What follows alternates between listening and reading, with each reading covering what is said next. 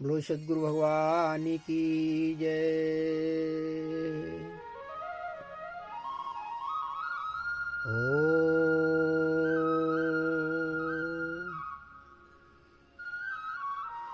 तुमेव माता च पिता तुमेव बन्धुश्च सखा तुमेव विद्याधरणं तुमेव सर्वं मम देव देवा तुमेव सर्वं मम देव देवा तुमेव सर्वं मम देव देवा। गुरु ब्रह्मा गुरु विष्णु गुरुदेवो महेश्वरा गुरु साक्षात् परब्रह्म तस्मै श्री गुरुवे नमः। अखंडे मंडलाकारं व्याप्तं येन चराचरं तत्पदं दर्शितं येन तस्मै श्री गुरुवे नमः। परम पूज्य गुरुदेव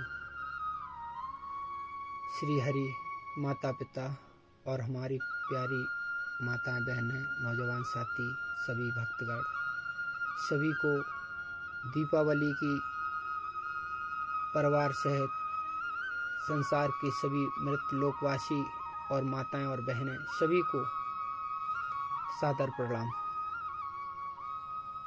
इसी के साथ में हम श्री नारायण सेवक माँ लक्ष्मी जी से विनय करूँगा कि हे माँ सारे मृतलोकवासियों को सद्बुद्धि श्रद्धा प्रेम धन इत्यादि दे करके संपूर्ण दुखों से निर्वित करके और भागवत मार्ग में हम जैसे कुटिल प्राणियों को अपने चरणों में जगह दें और सद्बुद्धि भागवत बुद्धि सत सनातन अर्थात अपने अपने धर्मों की तत्परता से चित लगा के आत्मसमर्पण होकर के हम सब सेवा करते रहें और हमारी मृत लोकवासियों की दिशा और दशा धर्म के बिना तप के बिना भक्ति के बिना और आपके चरणों के बिना हम लोग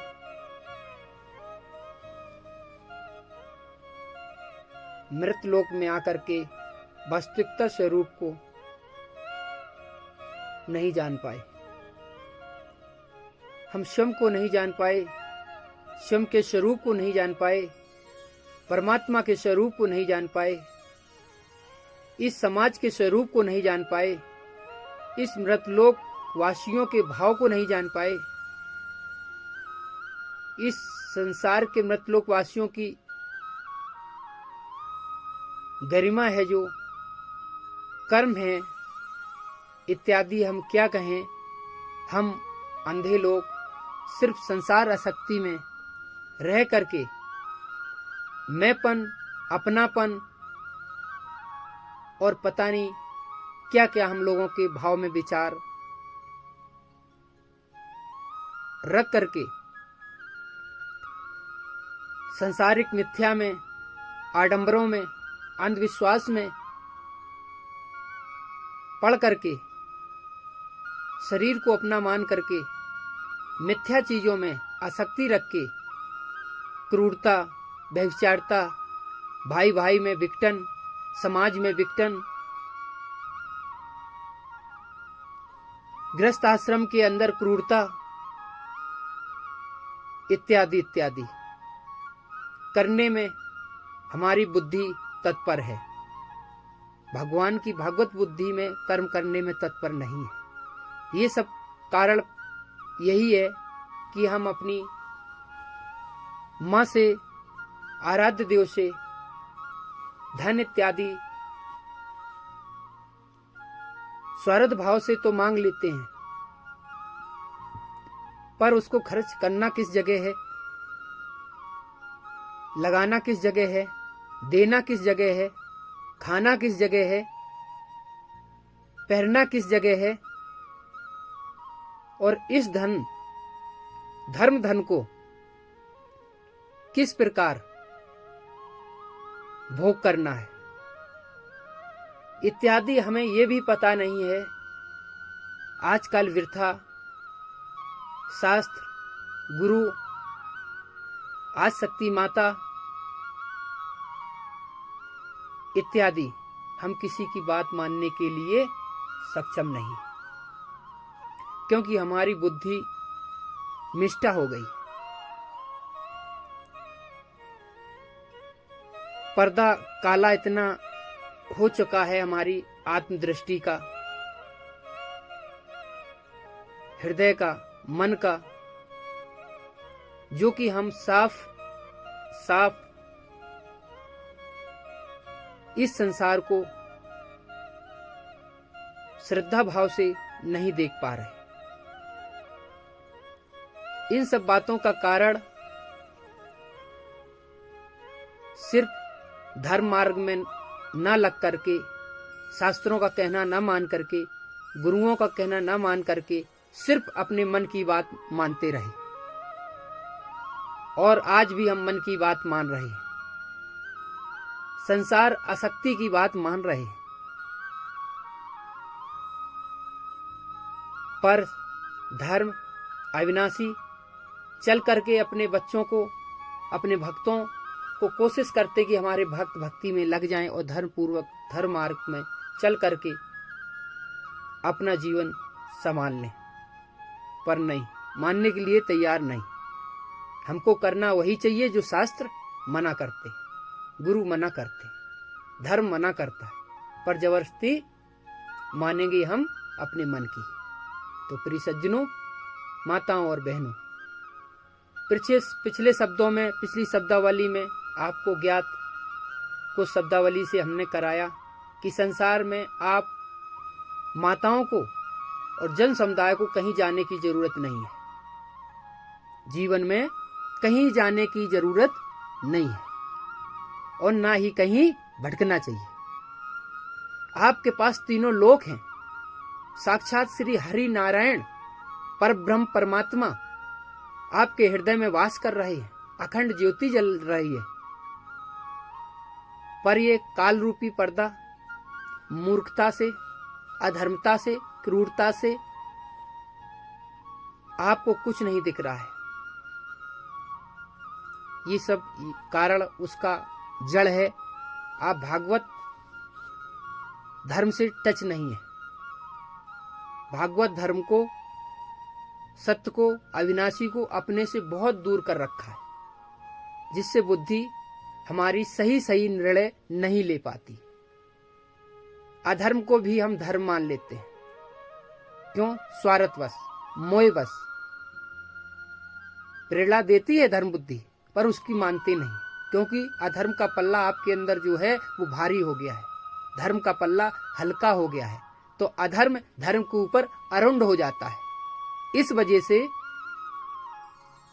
धर्म की, आपके मन गति से धर्म की बात नहीं चल पा रही, तो धर्म का पल्ला आपको भारी करना पड़ेगा। जब धर्म आपके हृदय में वास कर लेगा, मन में वास कर लेगा, बुद्धि में वास कर लेगा, तो अधर्म की हस्ती नहीं है आपको हिला दे, क्योंकि हम एक अविनाशी के अंश हैं। तो इन सब बातों को लेकर के चर्चा बहुत है, आपको पता है, हरि अनंत, हरि कथा अनंता। हमारे अविनाशी अनंत है, उनका किया हुआ हर चीज अनंत है। बस एक सूक्ष्म रूप से ये समझ लो कि भगवान का तप चित लगा करके किसी भी भाव से हरि नाम जपते रहो, अपने अपने आराध्य देव को जपो। इसी में मनुष्य का वास्तविकता परम कर्तव्य, इसी में कर्म फल, सब कुछ इसी में प्राप्त हो जाएगा।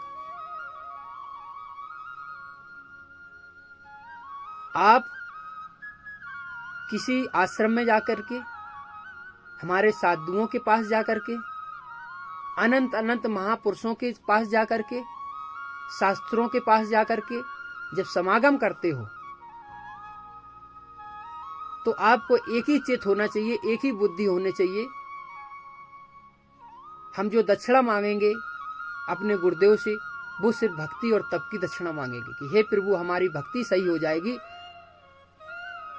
संसारिक वस्तुएं, साधन और संसाधन हम उनसे प्राप्त कर लेंगे और वो धर्म पूर्वक उसी गृहस्थाश्रम में साधन के द्वारा, संसाधन के द्वारा साधक, साधन और श्राद्ध में लीन कर देंगे। वास्तविकता स्वरूप से इस मृत लोक में आप कर्म फल का पोटरी लेकर के आप ही को भोगना है। इस शरीर से किए हुए कर्म, इस शरीर से किए हुए तत्परता से धर्म पूर्वक कर्म आपको ही भगवान समर्पण कर देगा। चाहे कर्म करो, चाहे अकर्म करो, अधर्म करो, चाहे धर्म करो, ये आपको भागवत बुद्धि से सोचना पड़ेगा कि हमें करना क्या है और क्या नहीं करना है। जो शास्त्र आज्ञा नहीं देते हैं, गुरु समुदाय आज्ञा नहीं देते हैं, साधुजन आज्ञा नहीं देती है, त्रिकालदर्शी पहले से आज्ञा नहीं दे गए हैं, उनको हमें नहीं करना है।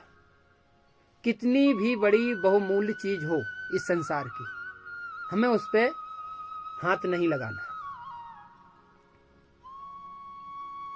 और हम मोह, लोभ इत्यादि इत्यादि से ग्रसित हैं। इस वजह से हम सही निर्णय नहीं ले पाते और अधर्म को ही धर्म समझ बैठते। इसी के साथ में चलते हैं हम अपने अविनाशी से, परमपिता परमात्मा से सत्संग समागम की ओर चित्त लगाते हैं और ध्यान करते हैं। इसी सब बातों को लेकर के परम पूज्य गुरुदेव कहते हैं कि किसी चीज में, सांसारिक चीज में ज्यादा आसक्ति हो जाने पर लास्ट की अंतिम दशा, चेतना उसी पर निर्भर हो जाती है और उसका पूर्ण जन्म जो आने वाला जन्म है वो उसी पर वही जन्म हो जाता है और उसी योनि में वो चला जाता है। तो मैं तो ये कहता हूं, जन्म से लगाकर मृत्यु तक, दिन से लगा के शाम तक आप भागवत भाव से, भागवत बुद्धि से, प्रेम श्रद्धा पूर्वक जितना हो सके अभ्यास करते करते आपका एक ध्येय होना चाहिए कि इस संसार को एक कमल की भांति विचरते हुए, कर्म करते हुए परम आराध्य के तरफ हिड़ते रहो। उसमें इस विनाश रूपी शरीर साथ ही में कुछ पलों के लिए इसके लिए हित होगा और ये विनाशी शरीर आपको ध्येय है कि इसकी कोई गति नहीं। और जो हमारे वैरागी हैं, त्यागी हैं, साधुजन है, साधना है, परत्याग है, इसकी पराकाष्ठा सीढ़ी दर सीढ़ी बहुत आगे तक गई है, कोई अंत नहीं है इसका। तमोगुण, रजोगुण, सतोगुण से परे होकर के भागवत भक्त बन के प्रेम की लहरों में डूब करके भागवत मार्ग में अपने प्रभु को हर चीज से परे होकर के, निर्वित होकर के, इस प्रकार की सतोगुण से, निष्काम भाव से परमात्मा के चरणों में जो कुछ हमें प्राप्त हुआ है इस मानव जिंदगी को, उस आराध्य देव यज्ञ भगवान को सारा हम अर्पण कर देते हैं कि प्रभु आपसे ही प्राप्त हुआ था और आपको ही अर्पण कर रहा हूं। ना मेरा कोई अस्तित्व था, ना मेरा कोई अस्तित्व आज है और ना ही कल कोई अस्तित्व रहेगा। आप ही की शक्ति से, आपके पावर से, आपके एनर्जी से, आपके ऊर्जा से ये मिथ्या शरीर से जो हमने इस रथ द्वारा जो बोझा ढोया धर्म पूर्वक, वो अपने यज्ञ भगवान को, आराध्य देव को ही अर्पण करते हैं। प्रभु, इनमें से कोई गलती हुई हो तो हम आपसे साष्टांग होकर के, त्राही माम और पाही माम होकर के क्षमा मांगते हैं। मूर्खतावश, लोभवश जो भी हम पे मनुष्य योनि में गलतियां हुई, मेरे को क्षमा करना प्रभु। ना ही हमें यहाँ इस मृत लोक में कुछ प्राप्त करना है और ना ही हम प्राप्त करने लायक हैं, और ना ही मैं था। जो भी हो, आपके सिवाय इस संसार में, विश्व ब्रह्मांड में, तीनों लोकों में इत्यादि इत्यादि आप ही भास रहे हो। आप तीनों काल में आप ही हो, आप ही सर्वोपरि हो, आप अनंत हो।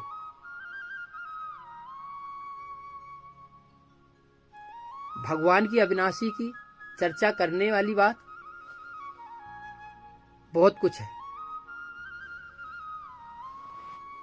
जितना हो सके हमें एक ही शब्दावली में अरुंड हो जाना चाहिए। और अरुंड ना होने का कारण यह हमारा ध्येय कई भागवत पढ़ लेना, कई शास्त्र पढ़ लेना, कई साधु समागम कर लेना, बहुत कुछ कर लेना, पर जब तक आप अपने ही कर्मों द्वारा आपकी बुद्धि भागवत भाव में नहीं आएगी, आप तप नहीं करोगे, आप कुछ त्याग नहीं करोगे, तो वास्तविकता कुछ मिलने वाला नहीं है। आप साक्षात श्री हरि के पास वहीं बैठे रहो 24 घंटे, साकार रूप में दोनों प्राणी बैठे रहे। कहने का मतलब भगवान भी वहीं बैठ जाए और आप भी वहीं बैठ जाओ, हम सब बैठ जाए, पर आप स्वयं अभ्यास नहीं करोगे अपने तप का, तो कुछ नहीं होने वाला है। तप से ही बहुत कुछ प्राप्त हो जाएगा। बहुत कुछ का मतलब जब तप हो जाएगा, त्याग हो जाएगा, भागवत चेतना उत्पन्न हो जाएगी, तो फिर धीरे धीरे अभ्यास करके बहुत कुछ दिशा और दशाएं हमारी संभलना शुरू हो जाएंगी। इसी के साथ में आप सभी लोगों को दिवाली की हार्दिक शुभकामनाएं। आज शक्ति मां से बस यही कहूंगा कि संसार वासियों को भक्ति प्रदान करती रहें। प्रणाम।